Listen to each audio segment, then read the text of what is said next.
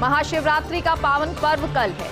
कल 6 राजयोग में मनेगी शिवरात्रि। 24 घंटे में पूजा के लिए होंगे 7 मुहूर्त। फाल्गुन माह के कृष्ण पक्ष की चतुर्दशी को मनाई जाती है शिवरात्रि और शिव पुराण के अनुसार महाशिवरात्रि पर शिवलिंग से ही शुरू हुई थी सृष्टि और इस दिन सबसे पहले भगवान विष्णु और ब्रह्मा जी ने की थी शिवलिंग की पूजा। तब से हर युग में इस तिथि पर शिव की महापूजा और व्रत उपवास करने की परंपरा और इस पर्व से जुड़ी मान्यता के अनुसार इस दिन शिव पार्वती का विवाह हुआ था। इस पर्व पर दिन भर होती है भगवान शिव की पूजा, लेकिन ग्रंथों में रात में पूजा करने का खास महत्व बताया गया है। रात के 4 प्रहर की पूजा के मुहूर्त पहला प्रहर शाम 6:25 से रात को 9:31 तक है, तो वहीं दूसरा प्रहर रात 9:31 से मध्य रात्रि 12:37 तक है। वहीं तीसरा प्रहर मध्य रात्रि 12:37 से 3:43 यानी कि 3:43 तक है, तो वहीं चौथा प्रहर 3:43 से सुबह 6:49 तक है। तो कल शिवरात्रि मनाई जाएगी और ये महाशिवरात्रि जिसके बारे में रात के बारे में खास महत्व बताया गया है और 24 घंटे में पूजा के लिए 7 मुहूर्त होंगे। फाल्गुन माह की कृष्ण पक्ष की चतुर्दशी को शिवरात्रि मनाई जाती है। शिव पुराण के अनुसार महाशिवरात्रि पर शिवलिंग से शुरू हुई थी सृष्टि और इस दिन सबसे पहले भगवान विष्णु और ब्रह्मा जी ने शिवलिंग की पूजा की थी। तब से हर युग में इस तिथि पर शिव की महापूजा और व्रत उपवास करने की परंपरा है। इस पर्व से जुड़ी मान्यता के अनुसार इस दिन शिव पार्वती का विवाह हुआ था और इस पर्व पर दिन भर भगवान शिव की पूजा होती है, लेकिन ग्रंथों में रात में पूजा करने का खास महत्व बताया गया है। रात के 4 प्रहर की पूजा के मुहूर्त आपको बता देते हैं। पहला प्रहर शाम को 6:25 से रात को 9:31 तक है, तो वहीं दूसरा प्रहर 9:31 से मध्य रात्रि 12:37 तक है। तीसरा प्रहर मध्य रात्रि 12:37 से 3:43 तक है, तो वहीं चौथा प्रहर 3:43 से सुबह 6:49 तक है। जन्मदिन पर येदियुरप्पा की कर्नाटक का दौरा करने की घोषणा। कर्नाटक के पूर्व मुख्यमंत्री हैं बीएस येदियुरप्पा। रविवार को 79वें जन्मदिन पर येदियुरप्पा ने घोषणा की विधानसभा का बजट सत्र पूरा होने के बाद दौरा करेंगे। 2023 के विधानसभा चुनाव में भाजपा को जिताने के लिए ये दौरा 4 से 30 मार्च तक है। कर्नाटक विधानसभा का बजट सत्र तो 4 मार्च से इसकी शुरुआत होगी, बजट सत्र की शुरुआत होगी तो 30 मार्च तक चलेगा और जन्मदिन पर येदियुरप्पा की कर्नाटक का दौरा करने की घोषणा हो गई है। कर्नाटक के पूर्व मुख्यमंत्री बीएस येदियुरप्पा रविवार को 79वें जन्मदिन पर येदियुरप्पा ने घोषणा की विधानसभा का बजट सत्र पूरा होने के बाद दौरा करेंगे। 2023 के विधानसभा चुनाव में भाजपा को जिताने के लिए ये दौरा। और आपको बता दें विधानसभा का बजट सत्र कर्नाटक विधानसभा का बजट सत्र 4 मार्च से 30 मार्च तक है। बिजनेस स्टैंडर्ड में शेखर गुप्ता का लेख, यूक्रेन का हश्र और बुद्ध की नाराजगी, भारत के सफल परमाणु परीक्षण का कूट संकेत, बुद्ध मुस्कुराए। यदि यूक्रेन 1994 में अपने परमाणु हथियार नहीं त्याग देता तो क्या आज उसे इतनी आसानी से कुचला जा सकता था? ये रूस उसको कुचल सकता था? भारत ने स्वयं को परमाणु संपन्न घोषित कर दिखाई दूरदर्शिता। समझा जा सकता है कि यूक्रेन से बुद्ध नाराज क्यों, तो जो बुद्ध है वो यूक्रेन से नाराज क्यों, ये पूरा जो लेख है वो बिजनेस स्टैंडर्ड में शेखर गुप्ता का छपा, जिसमें उन्होंने लिखा कि यूक्रेन का हश्र और बुद्ध की नाराजगी भारत के सफल परमाणु परीक्षण का कूट संकेत है। बुद्ध मुस्कुराए। यदि यूक्रेन 1994 में अपने परमाणु हथियार नहीं त्याग देता तो क्या आज उसे इतनी आसानी से कुचला जा सकता था या रूस उसको इतनी आसानी से कुचल सकता था? भारत ने स्वयं को परमाणु संपन्न घोषित कर दूरदर्शिता दिखाई। समझा जा सकता है कि यूक्रेन से बुद्ध नाराज थे।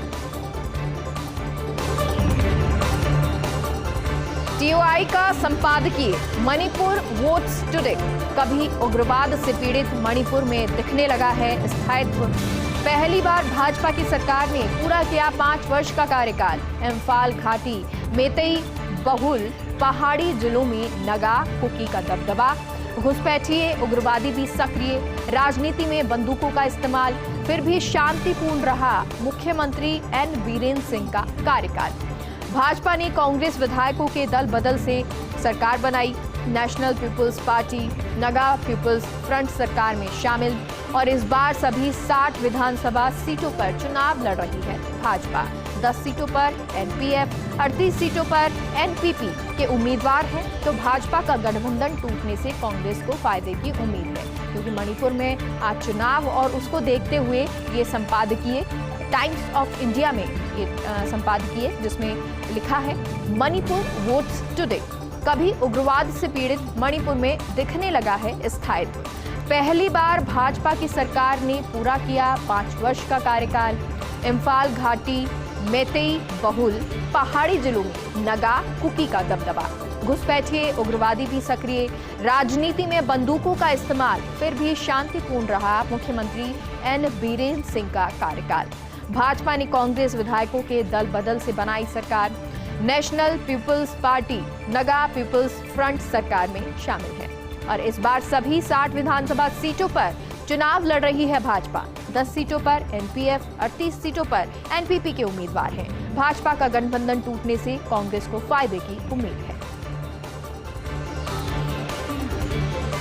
पूर्व क्रिकेटर विनोद कांबली गिरफ्तार, जमानत पर रिहा। रविवार दोपहर बांद्रा में शराब पीकर गाड़ी चलाते मिले और एक अन्य पूर्व क्रिकेटर की पत्नी की कार को मार दी थी टक्कर। इसके बाद एक बिल्डिंग की बाउंड्री वॉल से भिड़ी थी उनकी कार और बांद्रा पुलिस ने पकड़ा तो शराब के नशे में मिले विनोद कांबली।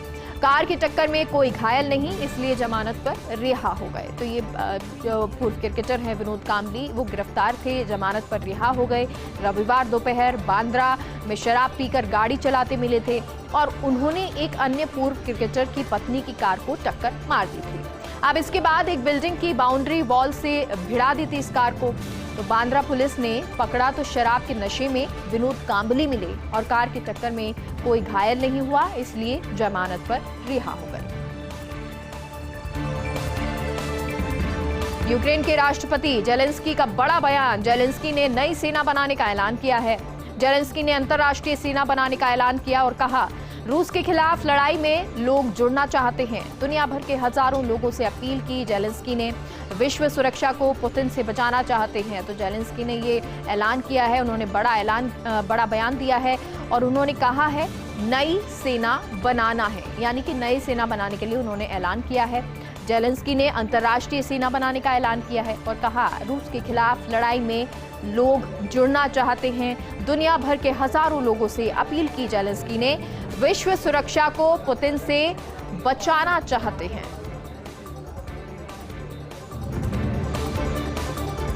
अमूल दूध के दामों में वृद्धि, कल से 2 रुपए प्रति लीटर महंगा बिकेगा अमूल दूध। देश भर के मार्केट में दूध की कीमतों में वृद्धि का फैसला लिया गया।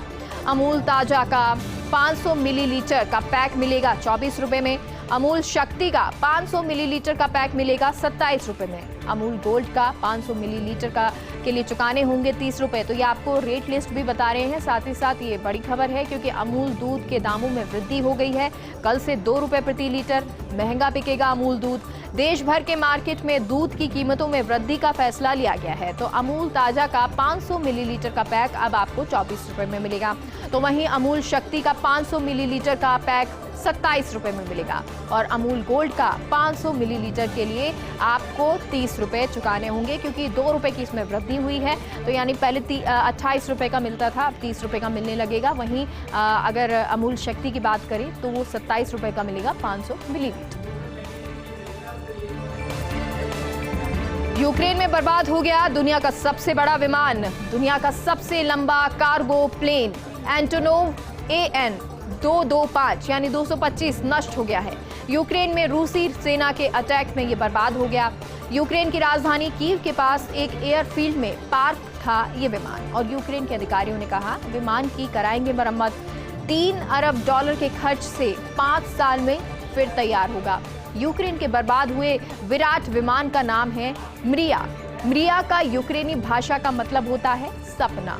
यूक्रेनी विदेशी मंत्री दिमित्रो कुलेबा ने ट्वीट किया है और कहा है कि रूस ने भले ही हमारा मरिया को नष्ट कर दिया हो, लेकिन वो अभी मजबूत है। आजाद और डेमोक्रेटिक राष्ट्र के हमारे सपने को नहीं तोड़ पाएगा, हम जरूर जीतेंगे। तो ये विदेश मंत्री जिन्होंने ट्वीट किया, और इसी के साथ आज कई अपडेट मिलते रहे और उसमें से एक अपडेट ये था कि दुनिया का सबसे बड़ा विमान यूक्रेन में बर्बाद हो गया है।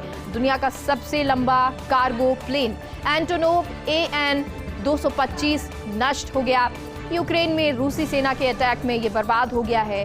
यूक्रेन की राजधानी कीव के पास एक एयरफील्ड में पार्क था ये विमान, और यूक्रेन के अधिकारियों ने कहा विमान की मरम्मत कराई जाएगी। $3 अरब के खर्च से 5 साल में ये फिर से तैयार होगा।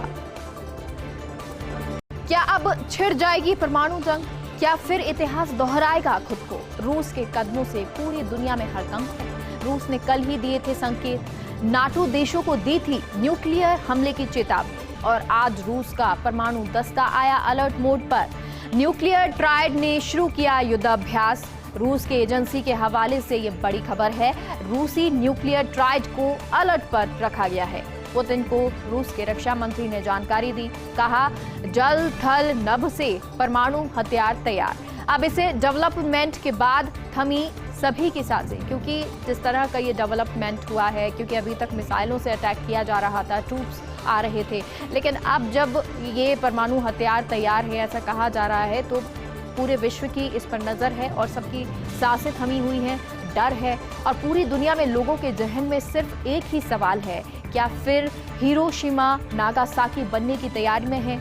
क्या फिर दोहराया जाएगा 1945 की त्रासदी वाला इतिहास? क्या कोई रोक पाएगा रूस के इन विनाशकारी कदमों को, या फिर सचमुच 2022 साबित होगा पूरी दुनिया के सर्वनाश वाला वर्ष? यानी कि क्या 2022 में इस तरह के हालात बन जाएंगे? क्योंकि रूस जिस तरह की तैयारी कर रहा है परमाणु जंग की, तो क्या ये इतिहास दोबारा से दोहराया जाएगा?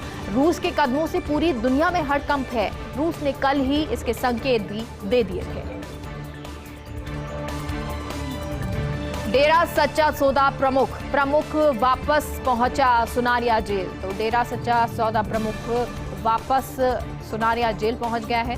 राम रहीम को चुनाव से पहले मिली 21 दिन की फरलो खत्म हो गई। राम रहीम ने सुबह 11:50 पर सुनारिया जेल में एंट्री ली और सुबह 11 बजे गुरुग्राम में स्थित डेरे से निकले थे राम रहीम। सुबह 10 गाड़ियों के काफिले के साथ जेल में पहुंचा राम रहीम। डेरा प्रमुख के पहुंचने के मद्देनजर जेल में सुरक्षा बढ़ाई गई।